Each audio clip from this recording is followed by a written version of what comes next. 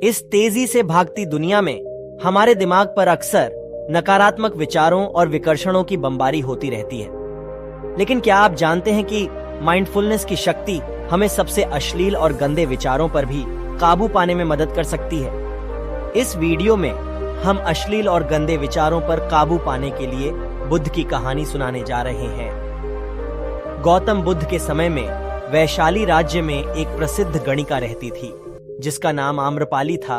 वह बहुत सुंदर थी और उसे नगर वधू घोषित किया गया था, यानी पूरे शहर की पत्नी आम्रपाली इतनी सुंदर थी कि उसके महल के द्वार पर सदा सोने के रथ खड़े रहते थे। यहाँ तक कि महान राजाओं को भी उससे मिलने के लिए इंतजार करना पड़ीढ़ीता था।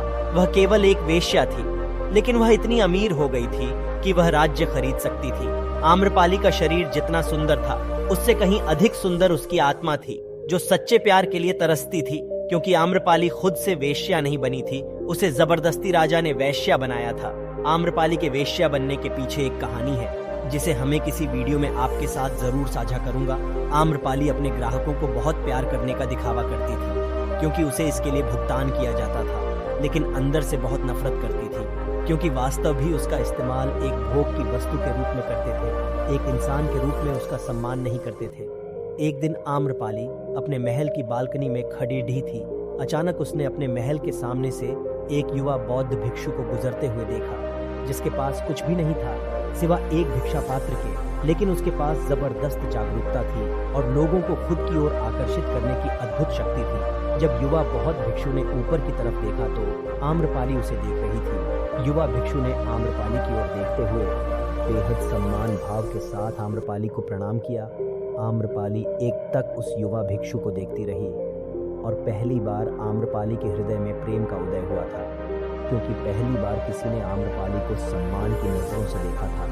किसी ने पहली बार उसे इंसान होने का एहसास दिलाया था। आम्रपाली तुरंत सीढ़ियों से नीचे उतरी और बाहर आकर उस युवा बौद्ध भिक्षु के पैर छुए और कहा, आज के दिन आप मेरे मेहमान बने और मेरे महल में चलकर भोजन स्वीकार करें।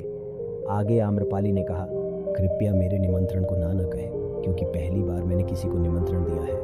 मुझे हजारों बार राजाओं और सम्राटों द्वारा आमंत्रित किया गया, लेकिन मैंने कभी किसी को आमंत्रित नहीं किया है। वह मेरा पहला निमंत्रण है। युवा भिक्षु ने सम्मानपूर्वक आम्रपाली का निमंत्रण स्वीकार करते हुए भोजन ग्रहण किया। आम्रपाली ने कहा, भांति आज से 3 दिनों के बाद बारिश का मौसम शुरू होने वाला है, जो कि अगले 4 महीनों तक रहेगा, और मैं आपको अपने घर में 4 महीने रहने के लिए आमंत्रित करती हूँ। आने वाले 4 महीनों के लिए यह महल आपका आश्रय होगा। मैं आपको पूर्ण रूप से आश्वस्त करती हूँ कि मैं किसी भी प्रकार से आपके ध्यान की बाधा नहीं बनूंगी, बल्कि मुझसे जितना हो सकेगा आपके ध्यान की सुविधाओं को सुगम बनाने का प्रयास करूंगी। दरअसल बौद्ध भिक्षु साल के 8 महीने गांव-गांव घूमकर बौद्ध धर्म का प्रचार करते हैं और 4 महीने वह एक ही स्थान पर रहते हैं जहां उन्हें आश्रय मिल जाता है। युवा बौद्ध भिक्षु ने कहा, माफ कीजिएगा देवी, लेकिन इस विषय में मैं स्वयं निर्णय नहीं ले सकता। मैं आपके प्रस्ताव के विषय में बुद्ध से पूछूंगा। अगर वह मुझे अनुमति देंगे तो मैं आपके महल में आज रहे अवश्य ग्रहण करूंगा। इतना कहकर वह बौद्ध भिक्षु वहां से चला गया। इससे पहले कि वह युवा भिक्षु बुद्ध के पास पहुंचता और आम्रपाली के प्रस्ताव के बारे में कुछ बताता, उससे पहले वहां पर मौजूद अन्य भिक्षु बुद्ध के पास पहुंच गए और बुद्ध से कहा, बुद्ध, आप उसी युवा भिक्षु को रोकिएगा।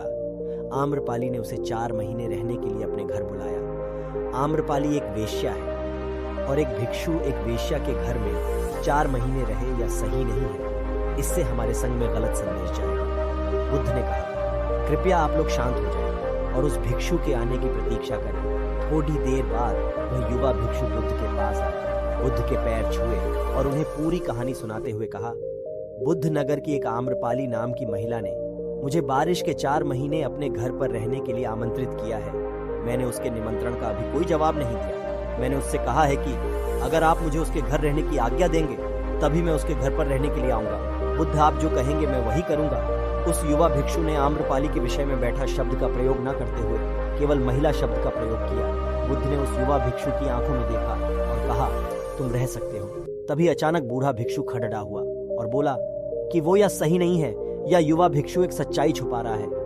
इसका कहना है कि एक आम्रपाली नाम की महिला ने अपने घर पर रहने के लिए आमंत्रित किया है, लेकिन वह एक महिला नहीं है, वो एक वेश्या है। बुद्ध ने कहा, मैं जानता हूँ और क्योंकि इसने वेश्या शब्द का प्रयोग नहीं किया, इसका अर्थ है इसके मन में उसके लिए सम्मान का भाव है, इसलिए मैं इसको वहां रहने की अनुमति दे रहा हूँ। वहां मौजूद हजारों भिक्षुओं को विश्वास नहीं हो रहा था कि बुद्ध ने एक युवा भिक्षु को एक वेश्या के घर में रहने की अनुमति दे दी है। अगले 3 दिनों के बाद वह युवा भिक्षु आम्रपाली के घर रहने के लिए चला गया। उसके जाते ही वहां पर उपस्थित अन्य भिक्षु उसके विषय में तरह तरह की बातें बनाने लगे। बुद्ध ने सभी को शांत करते हुए कहा, मुझे मेरे भिक्षु पर विश्वास है। मैंने उसकी आंखों में देखा है कि उसके भीतर तनिक भी भोग की इच्छा नहीं थी। अगर उस भिक्षु का ध्यान गया रहा है तो आम्रपाली के हृदय को परिवर्तित कर देगा, और अगर भिक्षु का ध्यान गहरा नहीं है तो आम्रपाली अपने शारीरिक आकर्षण से भिक्षु को परिवर्तित कर देगी। यह एक प्रश्न है, ध्यान और शारीरिक आकर्षण के मध्य इसका उत्तर हमें 4 माह के बाद मिलेगा।